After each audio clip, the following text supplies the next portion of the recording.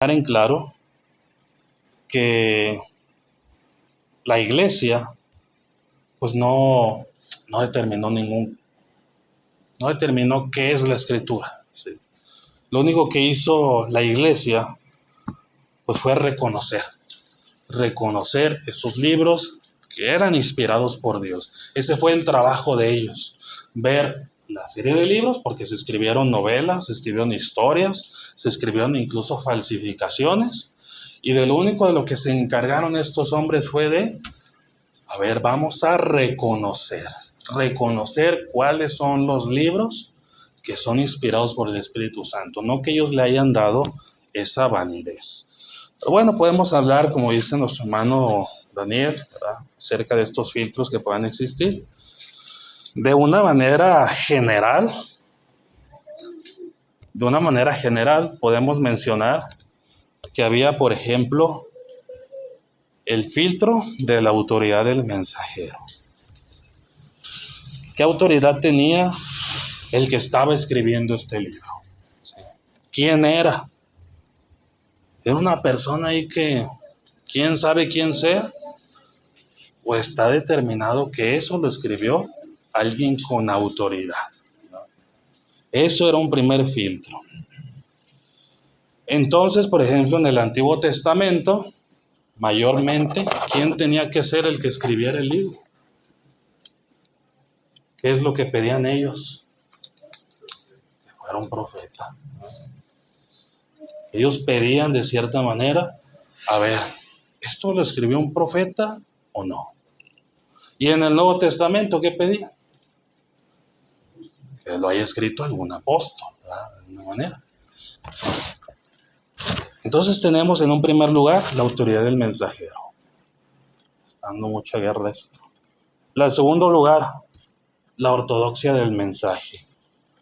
Este mensaje que está ahí escrito que nos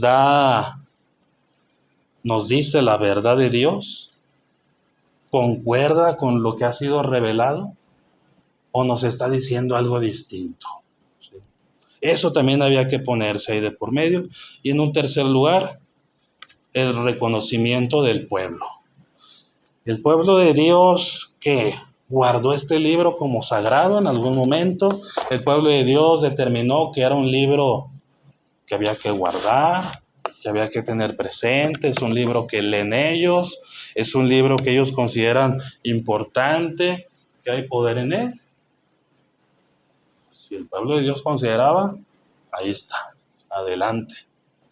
Pero sí, se basó mucho en lo que ya los judíos tenían entendido acerca de estos libros.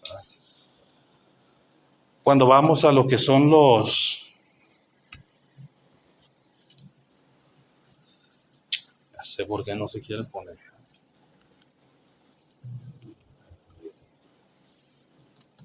Y aquí era. Bueno, ahí está, ¿verdad? Filtros generales para influir en el campo. Ahí están puestos pues de esta manera, ¿verdad?, estos tres filtros que estaban ahí de manera general. Ahora, si nos vamos a lo que es el Antiguo Testamento nada más, había filtros específicos para el Antiguo Testamento. Si estos generales los traemos al Antiguo Testamento, nos vamos a encontrar, por ejemplo, en un primer lugar, con la prueba profética. Es decir, el libro tenía que ser escrito por un profeta reconocido por Dios o un líder guiado por el Espíritu Santo que tuviera una autoridad divina comprobada. ¿Sí? ¿Por qué? Porque tenemos personajes que de pronto escribieron sin ser profetas. Por ejemplo, Baruch. Bueno, Baruch, pero Baruch está en los aquí en estos mismos, en el canon. Nehemías, por ejemplo, Nehemías no era un profeta.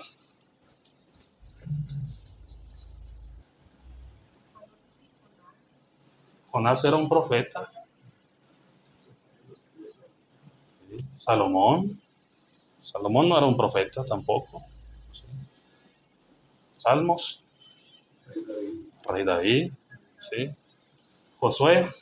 De pronto, este tipo de libros donde aparecen este tipo de personajes, Pronto son libros que están escritos pues, por personajes que no eran profetas, pero sí se les consideró líderes del pueblo de Dios, líderes que además estaban ungidos con esta autoridad divina.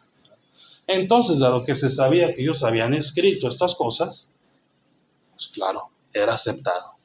Allí estaba como parte de ese canon de los judíos, ¿sí? Si un profeta hablaba y sus profecías no se cumplían al 100%, ¿qué decía la ley judía? Rechazado ese libro. Rechazado porque este profeta escribió tal cosa y nada. Oye, pero todo lo demás sí, pero esto no. Fuera. Profecía que no se cumplía al 100% quedaba fuera ese libro, ¿sí? Y además, la ley mandaba apedrear a estos profetas falsos. Solamente los libros de aquellos profetas, de aquellos líderes que pasaron esta prueba de exactitud absoluta, quedaron aquí dentro. Eso no en primer lugar. Segundo, la prueba de la Torá. Los primeros 5 libros de la Biblia, Génesis, Éxodo, Levítico, Número y Deuteronomio, son los que son conocidos como la Torá, ¿sí? Y estos fueron un primer canon de alguna manera, donde todo libro que después se escribía tenía que coincidir con la Torá, ¿sí? Si no coincidía con eso, fuera, ¿sí? Si decía una cosa que contradecía a la Torá, fuera. Tenía que coincidir con lo escrito en esta ley de Moisés, en estos primeros 5 libros, ¿no? Entonces esto también era importante. La Torá fue un filtro doctrinal para todo el Antiguo Testamento, tenían que coincidir, ¿sí? Número 3, la prueba del tiempo. A los judíos les fue confiada la palabra de Dios, ¿sí? Entonces ellos tenían un cuidado muy obsesivo por las escrituras, ¿sí? Se escribieron muchos libros buenos, ¿verdad? De cierta manera interesantes, de historia, heroicos, donde presentaban a personajes haciendo cosas maravillosas, pero tenían que ver ellos también ese tiempo. Si Malaquías había sido el último profeta, pues lo que pasó después para ellos era así como que no, ya se está escribiendo fuera de la autoridad, porque nosotros sabemos que después de Malaquías ya no hubo más profeta. Entonces, si ya era después de ese tiempo, ya no era incluido como parte del canon. Ellos tenían ese filtro. Si se escribió después de que estuvo el profeta Malaquías, no entra, ¿sí? Porque Malaquías había sido el último profeta conocido. Y por último, pues el sello del Nuevo Testamento. El Nuevo Testamento tenía que mencionar estos libros. Si estaban mencionados, excelente. Eran parte de lo escrito, ¿sí? Eran parte de lo que era considerado ley de Dios. Si el Nuevo Testamento no hacía referencia a ellos, pues es que Dios no los estaba tomando en cuenta, ¿sí? Como parte de lo que Él quería que tuviéramos. Por eso tenemos estos ejemplos. Por ejemplo, en cuanto a la prueba profética fallida, nos vamos a poder encontrar con lo que dice primer libro de Macabeos, capítulo 4, versículo 46. Hermano Armando, ayúdame a leerlo, por favor. Y colocaron las piedras en la colina del templo en lugar apropiado, hasta que viniera un profeta que le indicara lo que debería hacer con ella. Gracias. Primera de Macabeos es un libro que reconoce que en aquel momento no había profetas, ¿cierto? El pueblo ahí que hizo que unas piedras en el templo y que ahí se quedaron pues hasta que viniera algún profeta. ¿Por qué? Porque en aquel tiempo no había profetas ya. Primera de Macabeos es algo escrito durante que consideramos silencio de las Escrituras, una vez que pasa el último profeta y antes de los eventos de la vida de Jesús, ahí está escrito Primera Macabeos. Como se reconoce que no había profetas en ese momento, pues no entró dentro del canon. Y hay otro pasaje que también lo reconoce. Primera Macabeos, capítulo 9, versículo 27. También, no lo busquen en sus Biblias porque no lo van a hallar. Hermana Hilda, a ver si lo alcanzo a leer este. Fue un tiempo de grandes sufrimientos para Israel, como no se había visto desde que desaparecieron. Sí, así sin más. Como no se había visto desde que desaparecieron los profetas.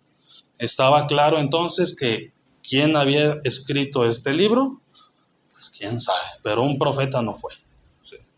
Un profeta no había sido el que había escrito esto, porque se reconoce que los profetas ya habían desaparecido. Por lo tanto, este libro, por muy interesante que fuera, o por muchos datos históricos interesantes que tuviera dentro, fuera del canon, ¿sí? Porque esta prueba profética, pues la falló, ¿sí? Así de simple. Luego nos encontramos con libros que tienen pruebas históricas y de exactitud, también fallidas. Por ejemplo, el de Judith, que todos estos libros sí los encontramos en las Biblias católicas. Judith, capítulo 1, versículo 1, hermana Elisa. Cuando Nabucodonosor estaba en el año 12 de su reinado sobre los asirios en Nínive, su capital, Arfaxad era rey de los medos en Ecbatana. Muy bien, muchas gracias. Y acaban de tener este estudio con el hermano Dagoberto. Nabucodonosor, ¿de dónde era rey? De Babilonia. De Babilonia, rey de Babilonia. ¿Y la capital de Babilonia era? Yo tampoco sé, ¿eh? No, la capital de Babilonia es Babilonia también. A veces se llamaba la ciudad de Babilonia. Entonces Nabucodonosor, todos sabemos, todo el mundo sabe, era rey de Babilonia. ¿Y aquí qué nos dice? Rey de Asiria en la capital de Nínive.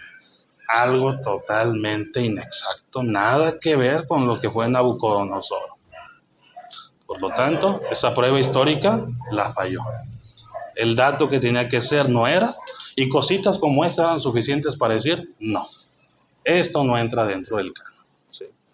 Pero ahí está, ¿verdad? Como les digo, las Biblias católicas, pues teniéndolo dentro de sus libros. Por ejemplo, el de Tobías, capítulo 1, versículo 4, 10, dice Tobías de sí mismo: cuando yo era joven y estaba en mi tierra en Israel, toda la tribu de Neftalí, a la cual pertenezco, se había separado de la dinastía de David y de Jerusalén. Aquí Tobías está hablando de un evento que pasó en el año 722 a.C. Cuando me llevaron desterrado a Siria, llegué a Nínive, dice, todos mis parientes y los demás israelitas comían los mismos alimentos. Dice que cuando él era joven pasó esto, y eso que él narra aquí fue un evento del 722. Después dice que cuando estuvo más grande se lo llevaron desterrado a Siria, y el destierro a Siria sucedió en el 931 a.C. ¿Cuántos años habían pasado del 722 al 931? 200 y tanto, ¿no? Como 200 y tanto. Bueno, este 1411, aunque ya no lo pongo aquí, pues él dice que él murió a la edad de 112 años. Entonces como que no cuadra.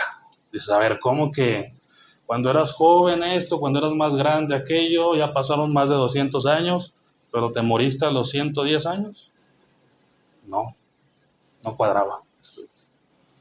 Y por ese tipo de cosas también, fuera. No, es que esto es inexacto. Y también por eso quedó fuera.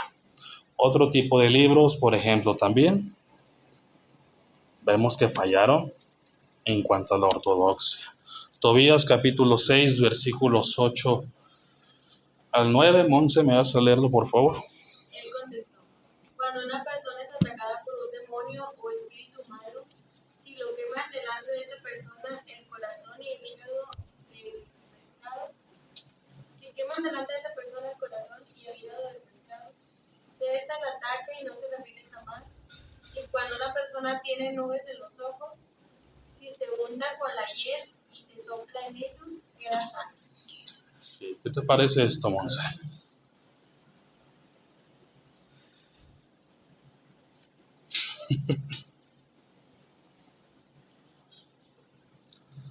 ¿A qué suena? ¿A qué te suena todo esto?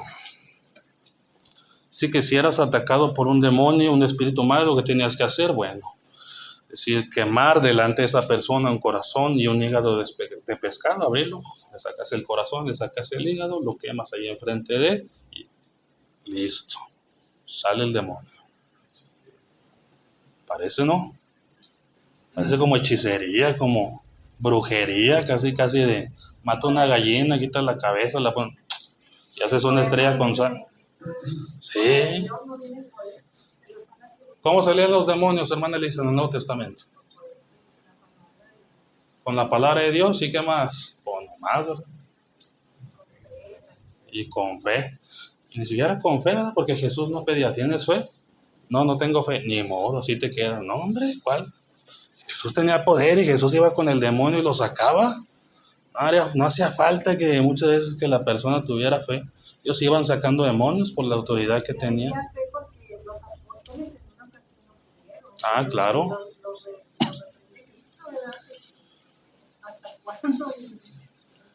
Sí, en ese caso, pues sí, ¿verdad? Fe de él mismo, ¿verdad? De la misma persona. Ya tenía que tener fe. No se la pedían al otro, pero ellos sí tenían que tener fe en el trabajo que estaban haciendo, que tenían la autoridad también que Jesús les había dado. Pero aquí, pues, lo que vemos es algo distinto, ¿verdad? No es con la pura palabra de Dios, con el puro poder de Dios, sino ahí que el pescado, que agarras, lo que lo sacas, que lo quema. Ahí aparecen estas instrucciones, como dicen, hermano, pues ya más de hechicería. Los judíos leían esto y decían, fuera, esto no puede ser parte del canon, no puede ser parte de lo inspirado por Dios. ¿Cómo es posible? Esto no concordaba para nada con lo que uno se encontraba en los otros libros del Antiguo Testamento.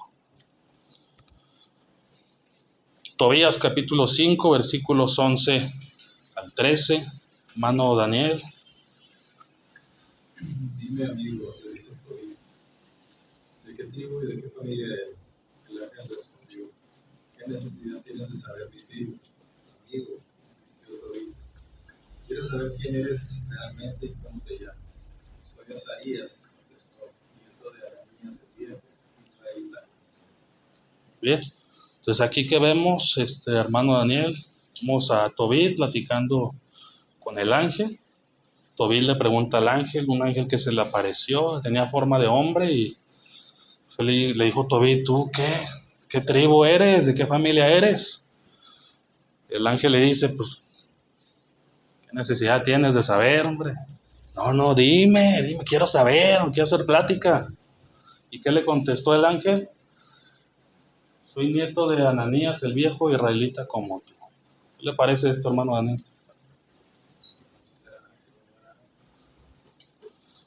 ¿O era hombre o era ángel mentiroso? Era ángel que, pues no, soy primo de Juan, el que vive a la vuelta. ¿Cuándo vio usted a un ángel hacer eso? Cuando los ángeles se presentaban con los hombres, ¿a poco se inventaban que ellos eran un familiar ahí lejano, un amigo de no sé quién? Y aquí está el ángel, miren, así sin pena ni nada, mintiéndole a este hombre. No, yo soy Azarías, soy nieto de Ananías el viejo, así israelita como tú. Entonces esto lo veían los judíos y decían, ¿no es posible que esta historia esté aquí? Un ángel echándole mentiras ahí, haciéndose pasar por un hombre que fuera del canon. Entonces vemos otra vez cómo estos libros que iban saliendo, que pues estaban buenos, que eran novelas, que eran historias, cuando se veía la luz de los filtros judíos, ellos decían, no, mira, es que aquí tiene este detallito que, no, se me hace que esto fuera. Y así se fueron con estos muchos libros que existieron, que por supuesto no pasaban estos filtros. Dice la segunda carta a los Macabeos también, capítulo 12, versículos 43 al 45. Después recogió unas 2,000 monedas de plata y las envió a Jerusalén para que se ofreciera un sacrificio por el pecado. Hizo una acción noble y justa con miras a la resurrección. Si él no hubiera creído en la resurrección de los soldados muertos, hubiera sido innecesario e inútil orar por ellos. Pero como este hombre sí tenía en cuenta que los que morían piadosamente los aguardaba una gran recompensa, su intención era santa y piadosa. Por esto hizo ofrecer ese sacrificio por los muertos, para que Dios les perdonara su pecado, para que Dios le perdonara el pecado a estos muertos. Dios hizo válido la oración de este hombre porque su intención era santa y piadosa. Bueno, es un libro que nos habla acerca de que la oración hacia los muertos, para perdón de sus pecados, pues es válida. ¿En dónde encontramos esta idea actualmente? En la Iglesia Católica, hacer oración por los muertos. No tiene nada de extraño, nada de raro que este libro siga apareciendo en las Biblias católicas. Sí, son libros que sustentan muchas de estas prácticas. Entonces ahí estaba, ¿verdad? Los judíos vieron esto y oración por los muertos y por... ¿No? ¿Cuándo ustedes ven en la Escritura que un hombre de Dios hizo oración por los muertos para perdón de sus pecados? Pues nunca. Sigue como no quedaba con lo demás que ellos habían reconocido. Esto sí es palabra de Dios. Esto lo escribió Moisés, esto lo escribió David, esto lo escribió Salomón, esto lo escribió Isaías, Jeremías. Nuestros profetas lo escribieron. Nosotros lo sabemos. Ellos eran testigos de que estos escritos habían venido de los profetas. No se escribieron en secreto, ni fueron escritos que se revelaron mucho tiempo antes. Los profetas anduvieron entre el pueblo, entre ellos andaban, y esos escritos por supuesto que se los daban, los tenían ahí. Entonces, ellos eran testigos de que estos escritos provenían de estos hombres. Al compararlo con estos otros muchos textos decían, no, lo que viene aquí, nada que ver. Y por último, la prueba del sello del Nuevo Testamento fallida. El Nuevo Testamento cita al Antiguo Testamento así, con cita bíblica, como dice tal libro, unas 300 veces. Pero haciendo alusión al Antiguo Testamento, a sus personajes, a cosas que pasaron, miles de veces más, miles. El Nuevo Testamento está repleto de menciones, de insinuaciones a lo que fue el Antiguo Testamento, repleto. Y también ellos veían eso. De tantas citas, de tantas menciones, no se mencionó nunca Tobías, no se mencionó nunca Judith, no se mencionó los eventos de los Macabeos. Fuera. Sí. No entraba totalmente. En todas estas citas, en estas cientos de citas para establecer doctrina, ni Jesús ni los apóstoles citaron jamás un libro apócrifo diciendo, escrito está. Nunca lo hicieron. Jamás validaron a Tobías, jamás validaron a Judith, jamás a los Macabeos como palabra de Dios. ¿Sí? Incluso algunos apóstoles hacían alusión a escritos externos, ¿no? Como el apóstol Pablo que citaba a poetas griegos, ¿no? Ustedes saben que está, y citaba algún poeta griego. Hasta eso hacían, cosas de la literatura judía.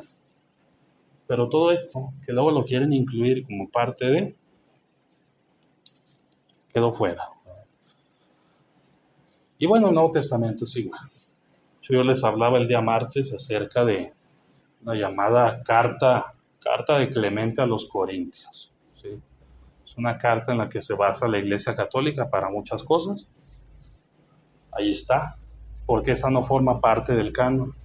Está la tercera carta a los Corintios, está el Evangelio según Judas, está el Apocalipsis de no sé quién, o sea, cosas que salieron y salieron. ¿No, Elisa? Lo que sí se menciona aquí en Colosenses es la carta de la Odisea, que no la conocemos y que no está, ¿verdad? Pero pues sí, bueno, aquí dice, cuando esta carta haya sido leída entre vosotros, es Colosenses 4:16, dice, también sea leída en la iglesia de los laodicenses, y que la de la Odisea la leáis también vosotros. Pero digo, no, eso no, el que esté o no esté, pues no afecta, ¿verdad? La validez, ¿verdad? De la doctrina, o sea, el que falte no significativo, ¿verdad? Libro al que no se hace cita en todo el Nuevo Testamento.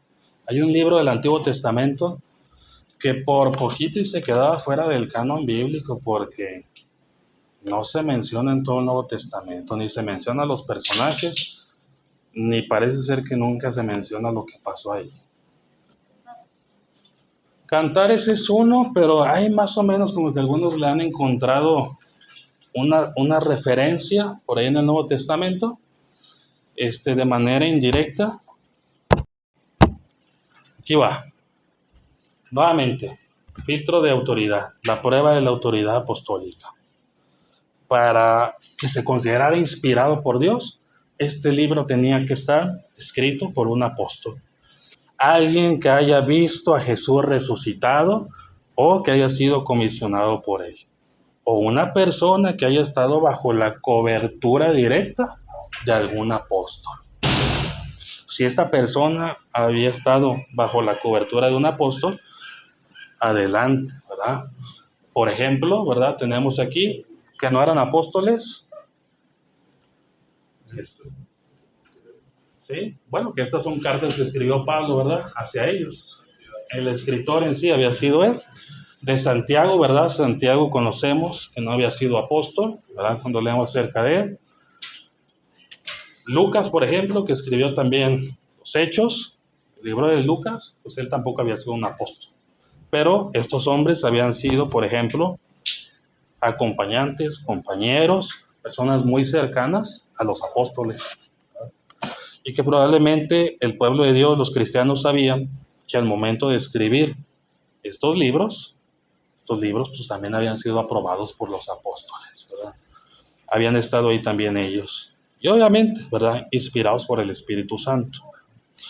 Pero Marcos, por ejemplo, era alguien que fue muy compañero del apóstol Pedro, y Lucas, pues un compañero de viajes del apóstol Pablo, que estuvieron ahí muy cercanos a ellos. Si un libro aparecía muchos siglos después, oye, que salió un libro en el año 300,